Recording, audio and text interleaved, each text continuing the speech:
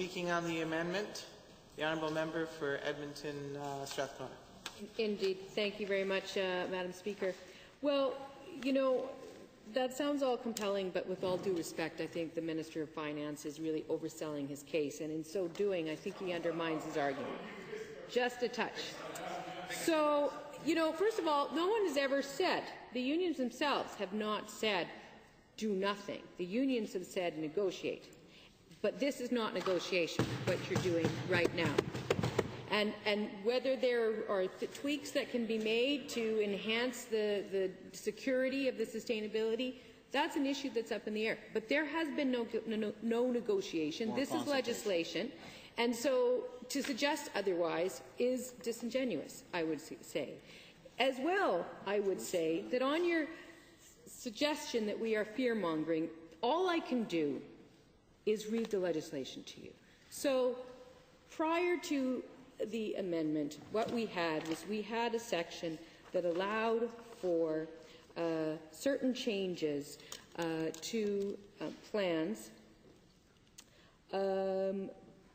in the case of where the plan was a negotiated cost plan or a jointly sponsored plan, and the plan text document of the plan does not contain a target benefit provision, may, with the written consent of the superintendent, amend the plan text document to reduce benefits. And then it goes on to suggest that they can reduce or eliminate benefits, they can reduce the benefit under the target benefit provision that was intended to be paid, and they can increase the amount of the contributions. Now, that's what was there before. Now, if what the minister is saying is true, that all we want to do is make sure that under targeted benefit plans we have flexibility and that we are absolutely not at all interested in scooping away defined benefit plans, then it would not be necessary to add the following clause to that section of the Act that says, if the plan text document of the plan contains a defined benefit provision, we can amend the plan text document to convert, in accordance with the rules prescribed elsewhere, the defined benefit provision to a target benefit provision, which conversion may apply to accrued benefits, which is another way of saying retroactive conversion. So that's what your Act says. So let's be very clear. Your Act is creating the authority to convert from a targeted benefit plan to a defined benefit plan. That's what your Act is doing. So don't tell us that we're fear-mongering, because that's what this is all about. That is the crux of this bill. That is what we were advised by your staff, that the crux of this bill is to ensure that there is the ability to convert defined benefit plans to targeted benefit plans, according to a certain set of rules. Now, previously, the minister also said, well, you know, we're not going to go around converting defined benefit plans to targeted benefit plans on a whim. Presumably, it would only happen if it was a last resort or if there were serious circumstances, or I can't remember his exact language, but that was the implication. Well, you know, I followed the trail. I went to Section 112, and then I went to Section 159, and you know what? There's no rules anywhere in this piece of legislation that prescribes the circumstances under which that conversion can occur. It doesn't say the plan is at risk of going under tomorrow. It doesn't say that there's absolutely no resources to pay out the benefits. It doesn't say any of those things. And so the circumstances under which that conversion can occur are open to interpretation, or no, not actually. They're open to the decision of Cabinet, which will be made at some future time behind closed doors. Now, the minister suggested, oh no, it's only under limited circumstances that we would do it. We promise.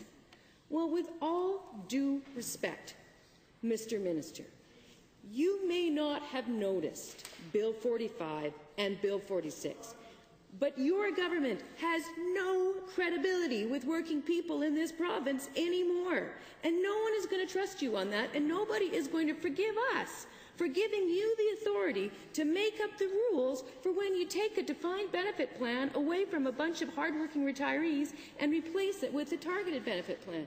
Nobody is ever going to forgive us for giving you guys the authority to do that, because you've lost their trust. You fundamentally and completely lost their trust. You went so far as to arbitrarily and gratuitously breach the Charter of Rights and Freedoms just because you were so keen on beating up on working people. somebody's having a temper tantrum, and then so we decided we needed to express that through the sort of gratuitous breach of our Charter of Rights and Freedoms. There was no strategic objective to that, but there was an outcome in our little outcome-based world, and the outcome is there is no credibility or trust or faith in that cabinet to make decisions about when targeted benefit plans will replace defined benefit plans for hard-working, long-suffering, long-contributing, regular Albertans who simply thought, you know what, I went to work, I showed up, I went home, I do my job, I go every day, I pay my contributions, I make my plans. They're not big plans. I don't have houses in Canmore. I don't have free flights to Jasper. I don't get to vacation at the JPL just because whenever, because it's part of my job perks. They just go to work every day. They make their contributions. They plan their modest retirement for the end of that contribution period, and they think that there was a contract and a promise and a handshake, and they can expect to be treated with respect and dignity. This Act makes it very clear that you are giving yourself authority to undo that, to change that bargain, to undo that handshake, and to threaten that modest, secure retirement. And the only answer that you can give is, don't worry, we'll make regulations to make sure it doesn't happen in too arbitrary of a fashion. But, my friends, I'm sorry. I mean, I don't know. There's a lot of Conservative governments, frankly, across this country that could make that argument to working people, but I know for sure that this government is the last one that could make that argument to working people. And it is shocking to me, really, that you folks over there don't get that. That you actually think that this is a strategically wise path to follow. That after going after working people arbitrarily, gratuitously, for no good reason, to ensure that you keep their raises at 0% at a time when the cost of living in this province is 2 or 2.1 or 2.2%, to suppress their wages, to do that, and to do that while also bringing in legislation that breaches the Charter of Rights and Freedoms and also breaches their freedom of speech and also finds them into the Stone Age, and you do all that stuff gratuitously because someone was having a temper tantrum. I have to think that it was a temper tantrum generated initiative because it certainly was not strategically considered by anybody with a good political nose. That you do that and then you bring on this, hey, you know what? We need to find a way to ease the transition from a defined benefit plan to a targeted benefit plan. So, the minister is simply not correct when he suggests that we are fear-mongering. Madam Chair, Madam Speaker, what we are doing is reading the legislation. And if they think the legislation means something else, then they should write it to mean something else. And if they are not happy with the way we are interpreting the legislation, then they should refer this piece of legislation and not proceed any further, sit down and actually consult with those 70,000 unrepresented non-union employees who stand to lose their defined pension plan without any consideration, consultation, or notice that this is even happening. What they should do is go back to the drawing board, write the language the way they apparently think they mean it, and talk to the folks whose lives would be fundamentally changed if this permissive piece of legislation goes forward and hands off that kind of authority to this cabinet and to employers. They should go back and they should consult with them. Because this is a mistake. This is a mistake. And this is a mistake being made by a government that has really done not a whole heck of a lot, but make a whole bunch of mistakes. Repeatedly alienating people across the province, repeatedly making, justifying excesses, justifying overpayments, justifying communications management of objective internal policy, FOIP reviews, just justifying everything as though it's all okay, while at the same time going after regular working people time and time again. Just doesn't make sense, I mean, I want to give you guys advice. You know, politically, you're not positioning yourselves in a thoughtful way. Not at all.